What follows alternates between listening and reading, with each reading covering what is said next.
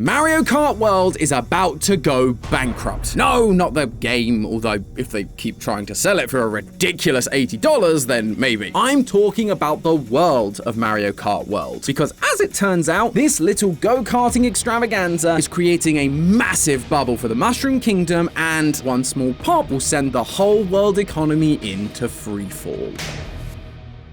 Hello Internet! Welcome to Game Theory, the show that's ready to fire up its engines because after waiting for more than 11 years, we finally have ourselves a new Mario Kart game. And from the very moment I saw the first trailer for Mario Kart World, I knew I had to do an episode on it. But in true Game Theory fashion, while everyone else has been clamoring over the open world, the diverse courses, and the ever-important inclusion of cow, there was something else that really got my motor running. The economy. Surprise, surprise, the high school nerd is more interested in math than motorsports. But it's kinda hard to ignore. I mean, have you looked around the courses? Plastered on barricades, billboards, and banners of every single corner of this karting-themed world are advertisements. Fortunately, we haven't quite reached Call of Duty levels with real companies advertising in-game. Instead, these are in-universe companies. Things like Grohl Metal, Cooper Construction, and Dolphin Marine Sports. Obviously, many of these companies are named after Mario characters, both the iconic and the not-so-iconic. Heck, even Batterton has his own aero parts company. You remember Batterton, right? The Moai-looking enemy from Super Mario Land? Who could forget? But clearly, when the Mario characters are not bumping carts and hosting parties, they're being successful entrepreneurs. But Mario Kart is a competition, after all. So it got me thinking, who is the best of these business people? What if we took the businesses being advertised in Mario Kart World and compared them? Who is actually bringing in the most coin? A simple question, I thought. A way to whip up some spreadsheets and do some calculations about one of my favorite Nintendo franchises. What could possibly go wrong? Well, tens of hours and over 100 companies later, I did end up getting my answer, but in doing so, I found something else that I didn't expect. The world of Mario Kart World is about to experience an economic calamity, and not the Ganon kind. Although Link is in this series now, and so I suppose they could add him too. Trust me, theorists, this is going to be a wild ride. So fasten those seatbelts and put the pedal to the metal, because the economics of Mario Kart World start in 3, 2, 1, go. But quick announcement before we get started. On Wednesday, June 18th at 7 p.m. EST, you can join me right here on Game Theory as we theory craft about Secret of the Mimic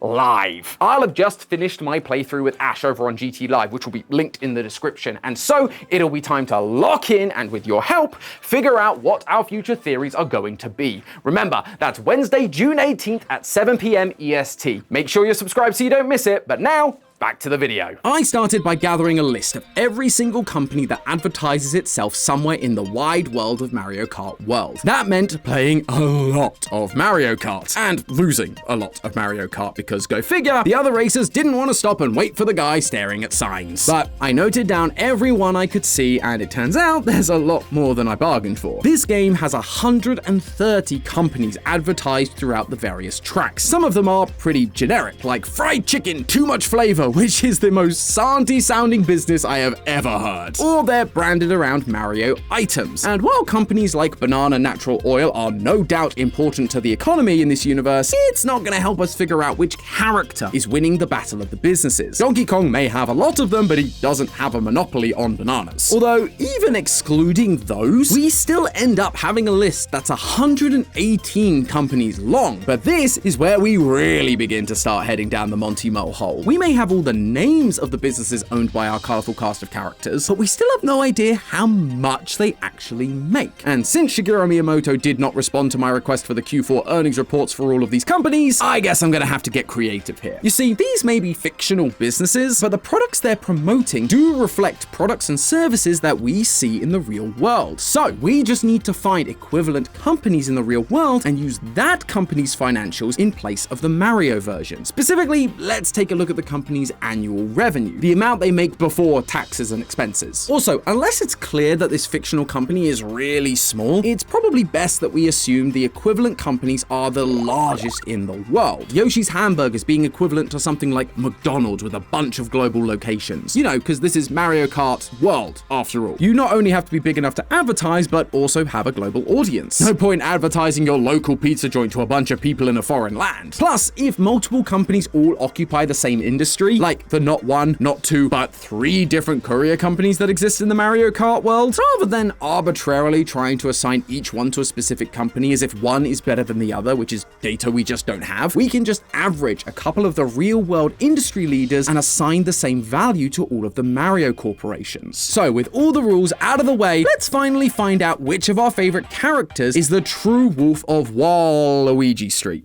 That was a bad one. And who better to start us off than Mr. Jumpman himself, Mario. It is his name on the box, or the virtual game card.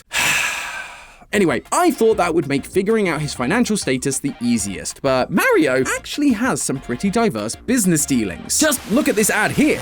The kill switch case for Switch 2 by D-Brand. Everything the Switch 2 can do, the kill switch can too. Detachable Joy-Cons. Perfect friction fit. Ooh, a strong travel cover. Over 100 pounds of crush-proof protection. Screen protector application. Ergonomic grip. Ergonomic. The kill switch case for Switch 2 by D-Brand. Available now. Save up to $35 by going to dbrand.com/game theorists. Link in the description. Well, that was weird. Anyway, where was I? Oh, right, Mario. If we take a look at the ads around the track, we can see 5 companies that bear the iconic plumber's name. The first, longtime fans of Mario Kart should recognize, and that's Mario Kart TV, the media company that's responsible for filming and broadcasting all of the karting shenanigans. The closest IRL equivalent to that would be something like ESPN, the US-based sports channel that airs Formula 1, and they have an annual revenue of approximately $16 billion. As you can see, we're not dealing in the minor leagues here. These guys are playing with some serious cash. But that's just Mario's first business. He also has not 1, but 2 racetracks under his plumber belt. Mario Circuit and Mario Bros Circuit. And before you say, a racetrack, that's not a business, tell that to Silverstone, the racetrack that hosts Formula 1's British Grand Prix, which brings in an annual revenue of over $129 million.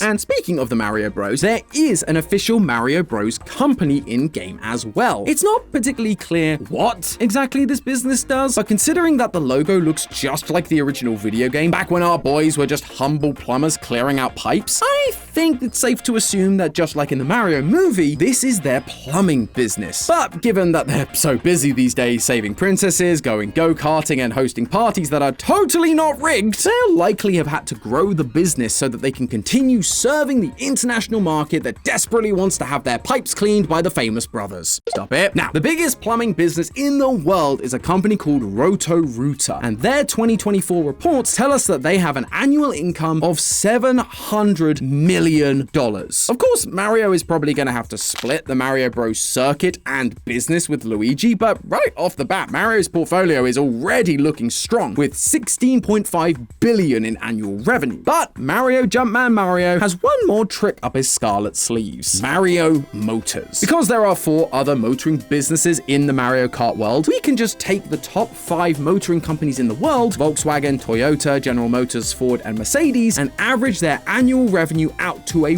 whopping $236.580 billion, bringing Mario's grand total to just over $253 billion. Ha! Take that, bro, in your pitiful little 500 mil mansion. But maybe Luigi Luigi has taken that nice starting amount of cash and gold bars and invested it back into the market? No, not really. Other than the two companies he shares with his brother, Luigi only has one other company that we know of, Luigi Tires. And while the likely comparison here is Michelin with an annual revenue of 28.29 billion, his grand total is still painfully small compared to his brother. Needless to say, Mario may be a jerk, but Luigi isn't helping himself on the brains front. The rest of the Mario cast vary wildly in their numbers. Daisy, with her air freshener business and shared patisserie with Peach, only sits at 1.5 billion. Yoshi hits 26 billion with Yoshi's hamburgers, and Toad stands at a cool $65 billion.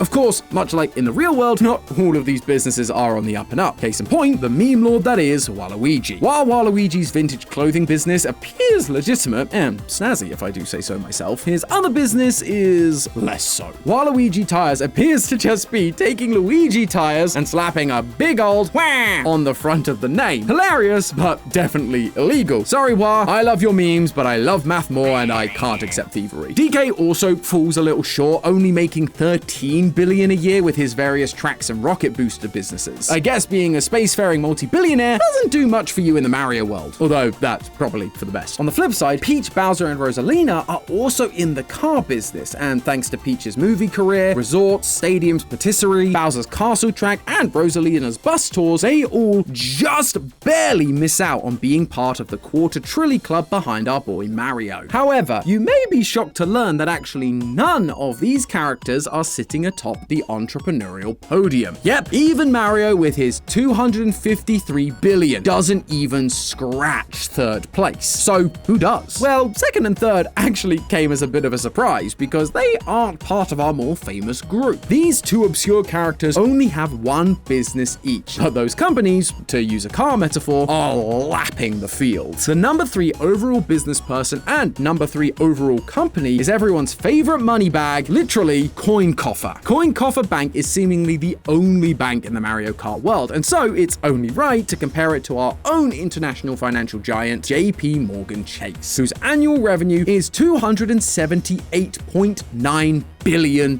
a year, and the second largest company in all of Mario Kart World, with an estimated revenue of $329 billion, belongs to the most memorable character in all of Mario, Hotfoot. Yeah, you guys know Hotfoot, right? The little flame guy that jumps from the candles in Mario Bros. 3. Well, I guess he was able to take the royalties he made from that game to make Hotfoot gasoline, the ExxonMobil of this, checks notes, karting world. If only he'd invested in one more business, then his single business wouldn't have lost to the man who stands tall at the top of the leaderboard. 10 feet tall, to be exact. It is, of course, Wario. Because when you think of money in Mario, who else is gonna come to mind? Unlike Luigi, who's just sitting on all of his wealth, Wario is making money moves. Not only do his companies generate more revenue than most other characters, he's also diversified and has the most companies of anyone at 7. Wario, more like Warren Buffett. He's got his own car business, a completely separate engine company similar to something like Cummins or Yanmar, a courier service like DHL, UPS, or FedEx, a scrap metal gig like Sims Metal, and 2 racetracks, one of which is a stadium that can double up as the host of the Twiller Swift Eras Tour. He even has a gaming company, Wario Games, and those little bouncing noses remind me of a certain spin-off series, WarioWare. Intelligent Systems is the company that makes those games for Nintendo, alongside Paper Mario and Fire Emblem, so their numbers are what we're going to use. It's not the most lucrative of the businesses, but hey, maybe he just loves Warfoos. Anyway, when added up, Wario's business empire has an estimated annual revenue of, drumroll please, $356 billion. There is technically one single business that actually trumps even Wario by a country mile, Firemart, which seems to be this world's version of Walmart, which would then give it an annual revenue of $650 billion just on its own. But the Fire Flower isn't a character, it's an item, and so it doesn't count. And therefore, Wario is our winner and the most entrepreneurial of our characters. Obviously, there are way more characters characters that dove headfirst into the sushi tank. 53 to be precise. But sadly, we'd be here all day if I just listed them out. And while I'm sure penguins are someone's favorite, penguin bobsledding is not a lucrative business venture, making at best 260k in revenue. However, while they may not match up to the likes of Wario on their own, what about if you counted them all together? After all, it's not just the individuals that benefit from all this revenue. The countries and kingdoms they reside in get to make a pretty penny by charging them tax, meaning those 53 loose ends alongside our regular gang all add up at the end of the day, and the winner there would be a pretty incredible economic superpower, providing these businesses actually pay their taxes. So let's take all the companies we've talked about today, from Mario Motors to Magmark Diner, as well as a few of the others we disqualified earlier, to get a sense of which kingdom has the most entrepreneurial spirit. For example, I mentioned earlier that it's not clear which character might own a company like Banana Natural Oil, but it is pretty clear that this company is likely headquartered in DK's homeland, the Jungle Kingdom. So it only seems fair that Banana Natural Oil and its estimated $8 billion in revenue should fall under the domain of the Jungle Kingdom as well. Once again, at the very bottom of our list is sadly Daisy's Sarasaland. Yeah, remember when Daisy had her own kingdom and wasn't just hanging out to play doubles with Peach? With Daisy and Batterton being the only Saracens with businesses that we know of, collectively, they only just managed to bring in $40 billion per year. Next up is the Jungle Kingdom, where cranky subjects bring in an estimated $68.5 billion. Number 3, and the first on our podium, is Rosalina. While it's never really clear she has a kingdom to call her own, she's got a crown, so I think it counts. In total, her and the Loomers, mostly on the back of Rosalina automobiles, bring in just over $237 billion per year. And that brings us to our top 2 kingdoms, which deep down, I'm sure we already expected would be here. Peach's Mushroom Kingdom and the infamous Bowser's Kingdom. But there's only one nation that can truly dominate the world of finance, and that nation is, second drum roll please,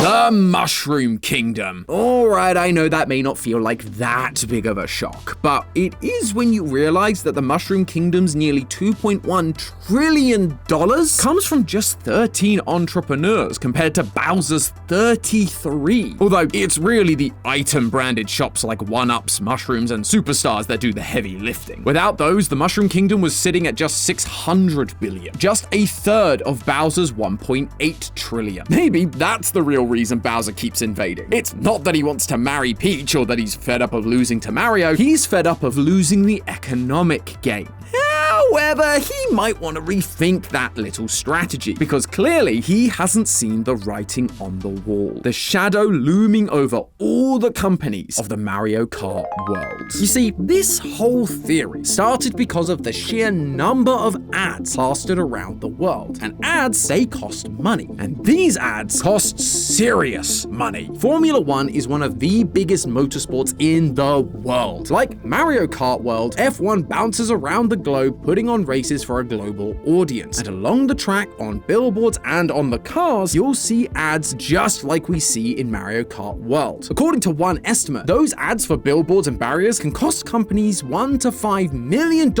per race. And ads on the cars themselves, like the kind we see for Dory and her watercraft company, can cost between $1 and $70 million per year. And for that low end, all you're getting is a little decal that no one is ever gonna see at that speed. And sure, while the big companies like Mario Motors, Hotfoot Gasoline, and Coin Coffer Bank can probably afford to dish out the dough, how can Penguin Bobsled, Captain Toad's Treasure Tracker, or Foo's Handy Air Duster justify spending that kind of cash? Can one multi-million-dollar billboard or car ad really lead to an increase in sales for Spike's Smokes? And on top of that, most of these companies are probably already operating on such tight margins as it is. For today's example, we focused on revenue, the amount of money a company brings in each year. But that doesn't include a company's expenses, taxes, payroll, rent, and yes, advertising. For example, take Firemart. As a supermarket, it's already operating on a profit margin of only 1 to 3% of its revenue. So for every $100 it makes in sales, it's only bringing home $1 to $3 in actual profit. And if you cut into that by purchasing a billboard alongside, oh, I don't know, the world's largest go-karting tournament, you're putting your company's financial future at risk. If you want a real-world example, look at what happened to Pets.com. Pets.com was an e-commerce business that used to deliver pet supplies back in the late 90s. They, like many of our Mario Kart businesses, wanted to get their name out there, and so they decided to spend big bucks on a bunch of high-profile marketing campaigns. They had a float in the 1999 Macy's Thanksgiving Day Parade, and they even bought airtime during Super Bowl 34 in 2000. The only problem, despite being seen by tens of millions of people, they were never able to turn that exposure into actual dollars, and Pets.com shut down just 9 months after releasing their Super Bowl ad. Do you see where I'm going with this? Much like Nintendo, every single one of these fictional companies has tied their biddy buggies to the success of Mario Kart World, and they need it to be a big hit. They've thrown their money into these expensive ads with no promise that they'll ever get any sort of return on that investment. If Mario Kart World is not as successful as they'd hoped, or if they just simply can't convert the eyeballs into serious coin, the Mario Kart World will see wave after wave of businesses going under. And what's worse, this isn't even a new issue. You can actually see it if you look back at older Mario Kart games. They are filled with companies that used to advertise in Mario Kart, but who have since stopped, presumably because they didn't make it. This has been an issue in the Mario Kart world for years, and yet nothing has been done to stop it. And a lot of these businesses are now going to be faced with shuttering their doors because of it, which will cause a cascade of economic despair for ordinary citizens of that universe. Meanwhile, the big corporations like Bowser Motors, Wario Stadium, and Mario Kart TV, who have benefited from the success of this global karting phenomena, will be sitting pretty on top of the podium. But hey, that's just a theory. A game theory! Thanks for watching.